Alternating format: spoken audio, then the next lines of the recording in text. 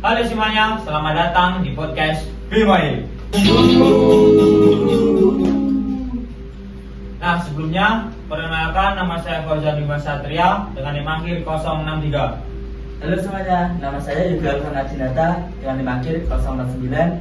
Aku Rehan Novel dengan NIM akhir 044. Dan aku Afisena Renali dengan NIM akhir 047.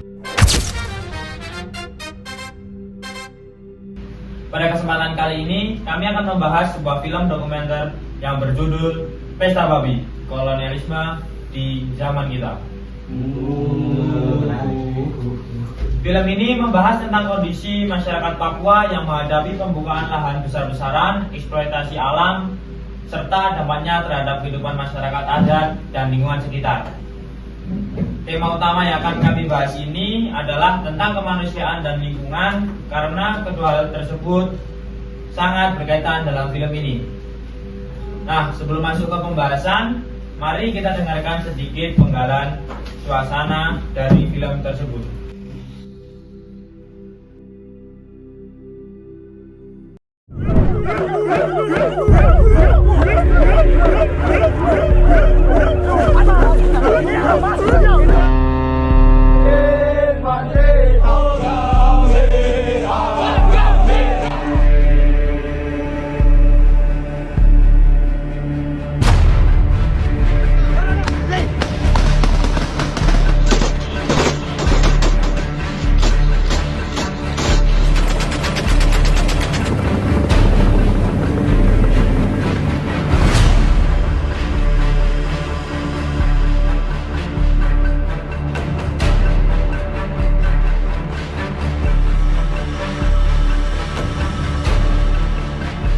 Kami masyarakat setempat kami tidak tahu.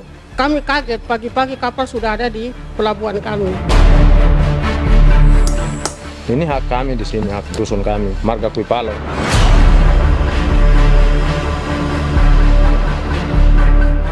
Saya telah mencanangkan bahwa Indonesia harus segera swasembada pangan dalam waktu yang sesingkat-singkatnya. Di daerah Papua pun harus ditanam kelapa sawit supaya bisa menghasilkan juga BBM dari kelapa sawit. Bapak Presiden sudah menyetujui untuk direncanakan mandatori 10% etanol.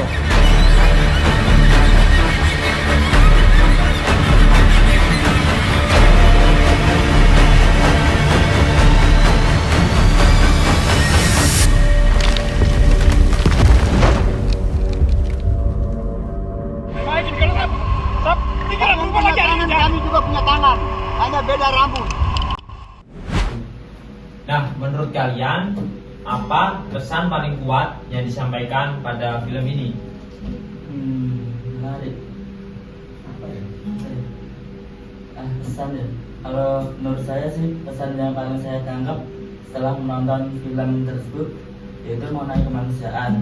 Kita sadar sendiri kan kondisi di Papua sekarang itu bagaimana. Mereka itu banyak sekali kehilangan fasilitas-fasilitas yang memang seharusnya mereka dapat, hak yang seharusnya terpenuhi gitu yang diberikan pemerintah kepada rakyat Papua. Mereka kehilangan hak tersebut, mulai dari seperti fasilitas kesehatan, fasilitas umum, dan lain sebagainya. Kurang lebih seperti itu sih yang aku tahu. Kalau menurut Mas Ryan? Kalau aku sih jujur setuju sama Mas Yoga, soalnya kalau misalkan masalah kemanusiaan itu kalau saya dampaknya itu juga berdampak ke lingkungan. Soalnya apa, di Papua kan rata-rata hutan. Nah, hutan itu kan bukan cuma buat tempat tumbuh doang. Di situ juga banyak orang Papua tuh yang bergantung di situ, misalkan menanam, bertani, berburu, ataupun juga di sungai-sungainya kan di hutan banyak itu. Orang Papua itu sangat bergantung pada hutan. Ada banyak apa ketika hutannya itu rusak, dampaknya itu banyak. Misalkan kayak kualitas airnya bisa menurun, terus juga hewan-hewannya pada mulai langka, terus juga ekosistemnya juga atasnya kan rusak. Kalau aku sih gitu. Benar sih. Awasannya gimana? Kalau menurutku ya, film ini tuh menunjukkan bahwa pembangunan tuh seharusnya tidak hanya memikirkan keuntungan ekonomi aja, Yes. namun dilihat dari aspek lainnya juga.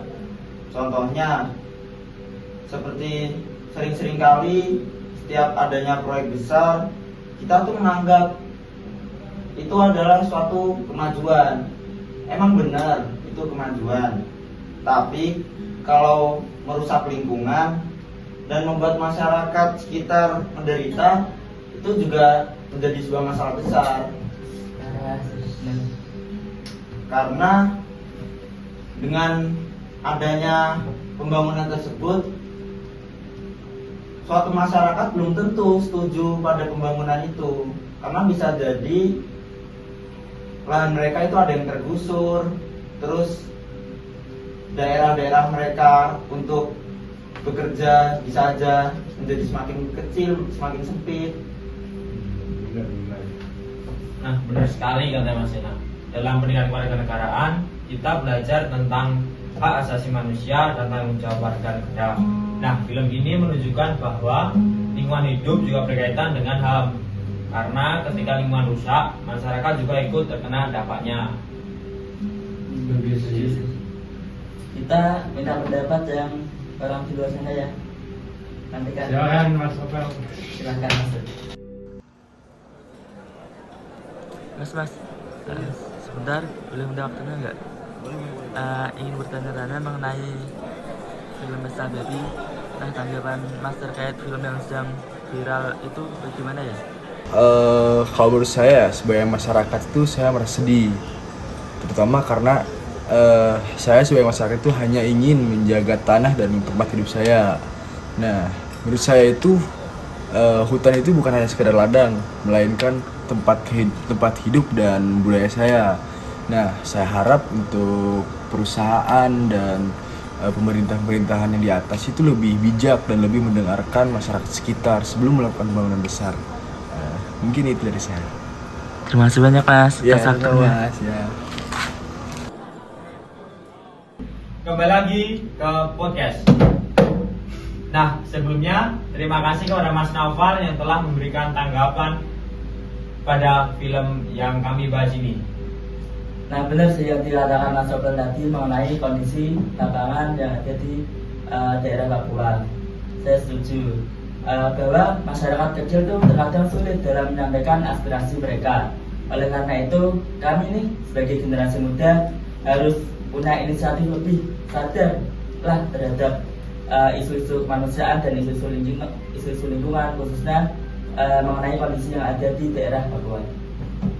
Betul, hal kecil kayak gini tuh bisa kita lakukan dari kecil, maksudnya dari hal kecil, misalnya kayak peduli sama lingkungan, bisa kayak ya bersihin sampah atau naruh sampah di tempatnya, tidak merusak alam, terus juga bisa lebih kritis terhadap kebijakan pemerintah yang sekiranya itu nggak benar. Selain itu, kita juga harus belajar menghargai masyarakat, terutama masyarakat adat setempat dan budaya lokal, karena mereka memiliki hubungan yang sangat kuat dengan alam dan seringkali justru menjadi penjaga lingkungan sekitar mereka. Nah, dari pembahasan hari ini kita dapat memahami bahwa film Pesta Babi bukan hanya membahas soal pembangunan, tapi juga tentang kemanusiaan dan lingkungan. Film ini mengajarkan kita bahwa pembangunan harus dilakukan secara adil, manusiawi, dan tetap menjaga kelestarian alam. Karena lingkungan yang rusak akan berdampak langsung pada kehidupan manusia. Nah, udah di penghujung acara nih. Terima kasih sudah mendengarkan podcast kami. Semoga pembahasan ini bisa menambah wawasan dan membuat kita peduli terhadap sesama manusia dan lingkungan sekitar. Sampai jumpa di podcast berikutnya. Terima kasih semuanya. See you.